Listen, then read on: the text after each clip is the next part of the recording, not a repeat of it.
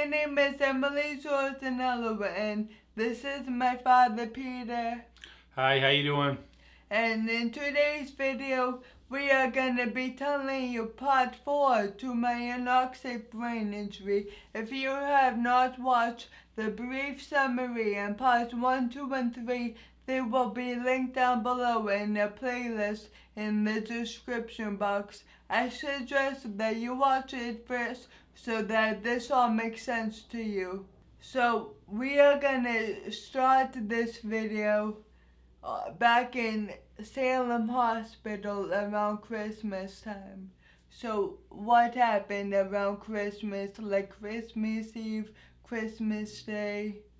Okay, so after the doctor had said that he was going to accept you, or recommend that you be accepted into Spalding in Cambridge, Yeah. there was about a 1 week delay before a bed would open up. Yeah. And so you were allowed to stay there, and it was Christmas week. So what ended up happening was we were bringing the dog in. I was sticking the dog treats inside your fingers, in between your fingers, and in between your toes. I hated it in my toes. Yeah. And the dog was spending a lot of time there. I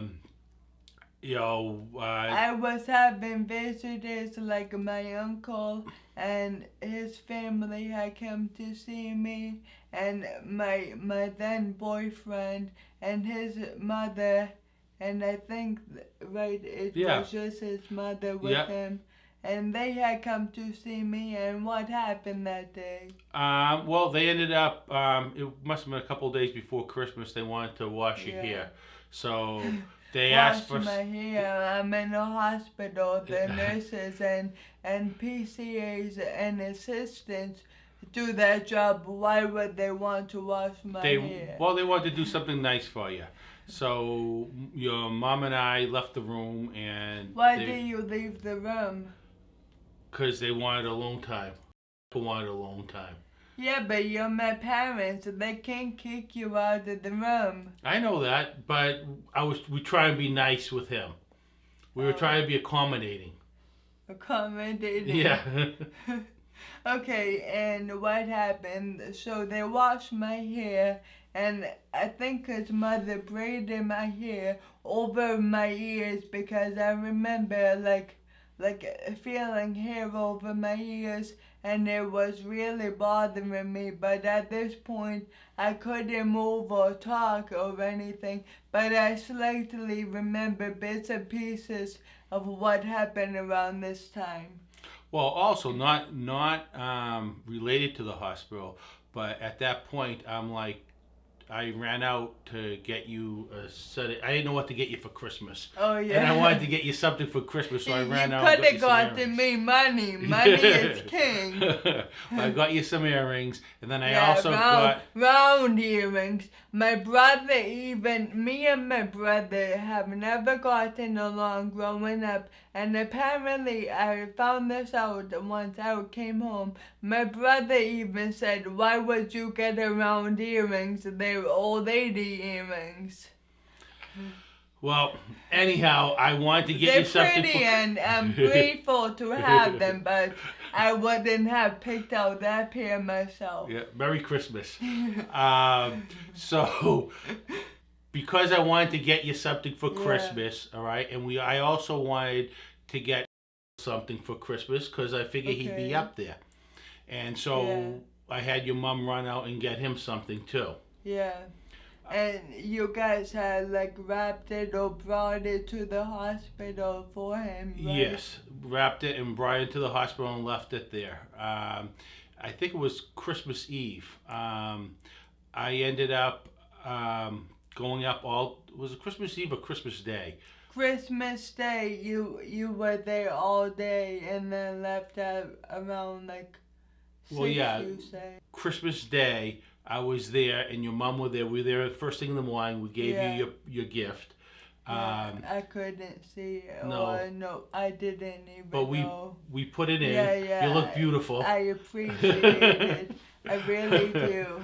Yeah, okay. No, I do. They're nice. Just not my style. So we spent most of the day with you, and then your mom and brother were going to go over to your aunt's house for Christmas dinner. Okay, and what were you gonna do? And I was going to stay with you. And then, that's so nice of you. Yeah.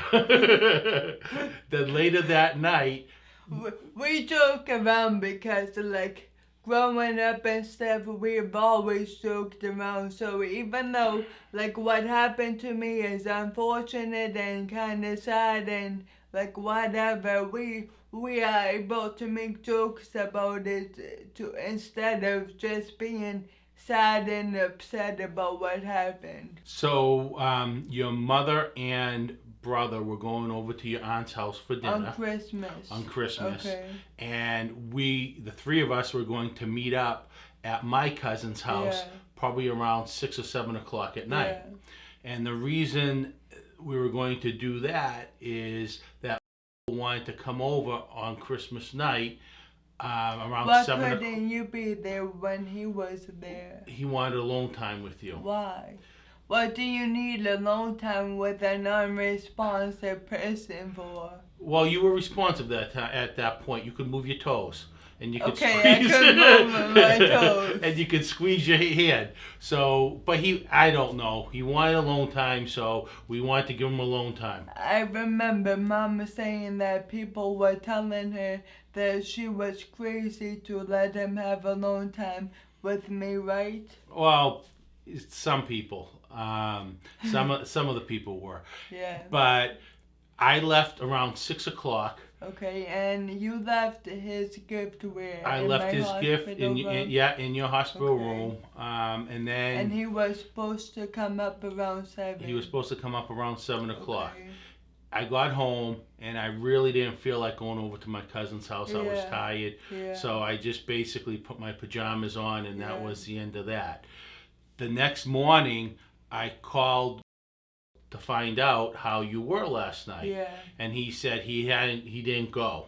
And I was pissed. Yeah. Because if I knew he wasn't going to go, I would have stayed there later. Yeah. I wouldn't have gone. What an ass. No, seriously though, like, if you say you're gonna go be somewhere, especially like on Christmas, like, okay, he told me the reason he didn't show up was that it was too hard on him, that he was too sad. You should have notified my parents that you actually weren't gonna go, you know?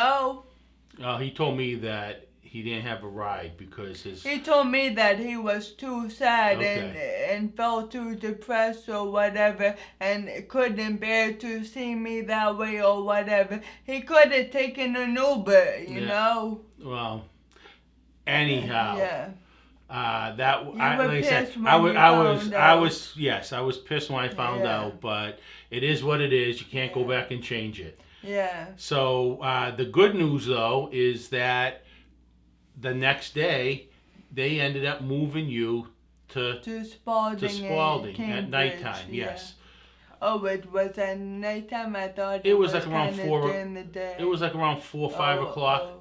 I kind of remember bits and pieces from here on out. Like, I remember being pushed out on the stretcher and, like, this big blonde lady waving to me. I think it was the nurse telling me to give her the middle finger, but I don't really know. But I remember seeing a blonde lady waving by, and I remember getting into the ambulance or transportation vehicle or whatever, and after this point I started to hallucinate. Well, that is because it was super cold out. Yeah, was I dressed or was I just in like a drawing? They had a hot blanket on you. A bunch of them. But once you moved in, you immediately got 102, 103 fever. Wow. And it wasn't going away.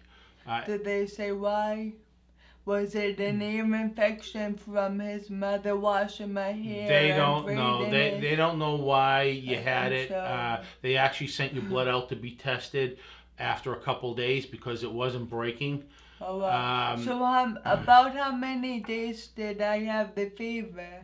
Like, like I kind of remember bits and pieces of the time through my fever and my hallucinations, but I remember New Year's Eve, like you guys were there and you were supposed to meet your cousin at the New Yeah. Bridge Cafe or whatever it's called. But because I was so sick, you didn't. But Yeah. what happened in between? Well, what happened was that the 26th you were okay. Yeah. So it was either. So when I got there, I didn't have a fever? No, you didn't have a fever, and you were responding. It was probably the 27th or 28th of December when you first had the fever. Now, when I got to Cambridge, I was in a room with another patient on the other side of the curtain. When they told you that I was being moved, did they say that I would have a window bed or not? Yeah, originally you were supposed to have a window bed, but they didn't have one available at that time.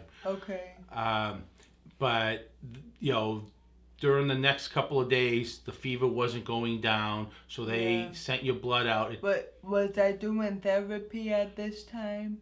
Other than just people coming in to move your... I remember, I believe it was the OT or maybe the speech therapist.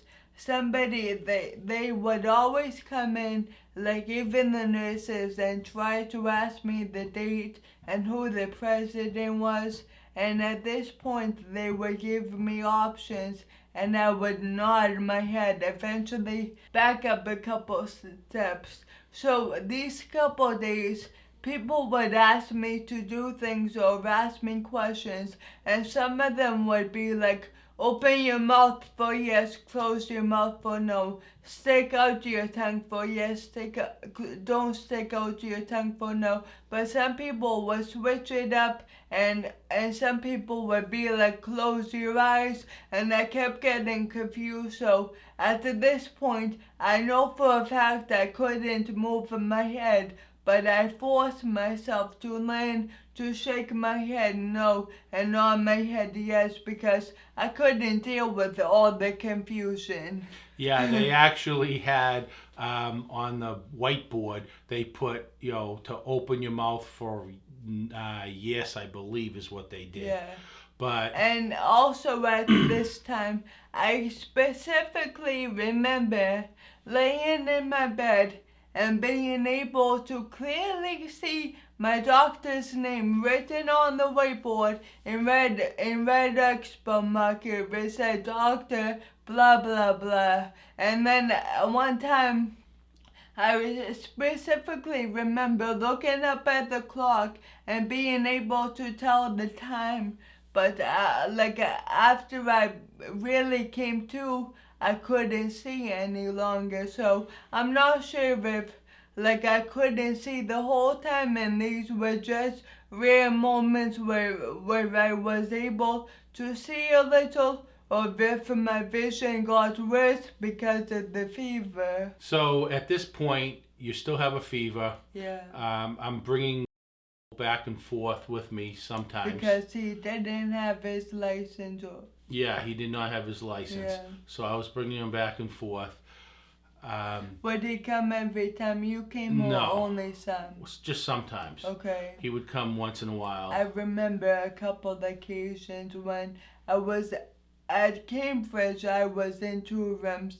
We are still in the first room, so I remember him coming occasionally, and at one point I remember him shoving his phone in my face, saying, "Look, I got a dog, I just got a dog." And instantly I got pissed on Dutchie's behalf. I did. I was like, how could you go and get a dog and replace Dutchie this quickly? Yeah, they wouldn't give you her, but you claimed to say that you would come by and take her for walks and stuff. How many times did he do that? Maybe once. Yeah. But that's besides the point. Yeah. So, yeah, one time when you had the fever, the nurse says she was going to bring in some Tylenol for you. And he was like, I don't know why she's getting Tylenol. Tylenol doesn't do anything for fevers. He goes, you think she would know better, that the nurse. Yeah. You know, you should be giving Motrin. So This doctor doesn't know what he's talking about. So I mistakenly made the comment that I think he got confused. Tylenol works on fevers. Motrin is an anti-inflammatory in higher dosage. Yeah. And he was. And he flipped out. Yeah, he flipped out. Right? Yeah, he ended up saying, I took pharmacology in high school and I was really good at it. What's pharmacology? Like, is that even Pharmacist a real school. word? Yeah, pharmacist school. So And in high school, though, Yeah. like, puberty high does not offer pharmacology, No. I guarantee you. Especially when he was there. At this point, I was 22 and he was 31. Or maybe 30. Yeah, 31. No, he had just turned 31. So a 31-year-old telling him that he knows that Motrin will work for fevers because he took pharmacology at puberty high. Okay, yeah. Dr. Okay, we'll listen to you. So, anyhow, that was like He right stormed before out. he stormed out, Yeah. and he goes, you and your wife think that I'm stupid, but I took pharmacology in high school, and it's like, okay, whatever. But that was right before New Year's, and we Yeah. were supposed to go meet my cousin on New Year's, like you said. Yeah. To go out to dinner, and we ended up calling him around 9 o'clock saying that, listen, she's not doing well. She had, I think he had at the time 102, 103 fever. Wow. And we were just going to stay with you. Yeah. And at one point, like, does the fever become deadly? They get really concerned when it's around 104. Oh, wow. But yeah, we were putting cold compresses on you, Yeah, I remember, and they were immediately like, turning warm. and stuff. Yeah.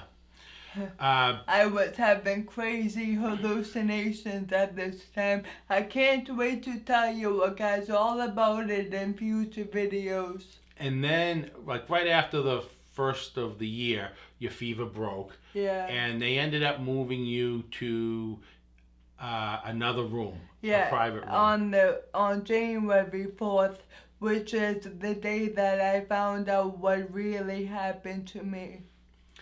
And then we were at Cambridge. We weren't allowed to bring the dog up into the room. Yeah. So we were bringing the dog, maybe two or times. 3 times.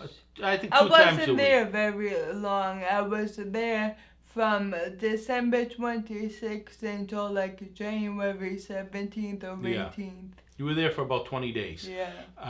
And they weren't allowed. You weren't allowed to have the dog, so we were bringing the dog downstairs. Yeah. And it was 2 or 3 times a week we were bringing the dog in.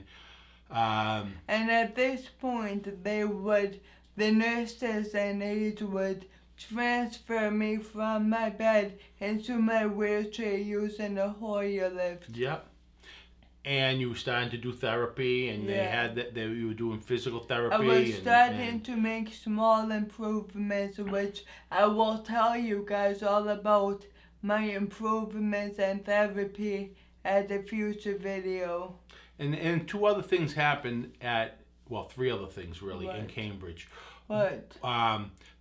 The first, there was a massive blizzard during that time. Oh yeah, and he was the only one that came to visit. Yeah, I was the only one that came to visit because what would happen is you were starting to communicate, and the way you would communicate first don't spoil it. Oh, that's for a different video. All right. Stay tuned. Stay tuned for how you would communicate. Yeah. It was a pain in the ass.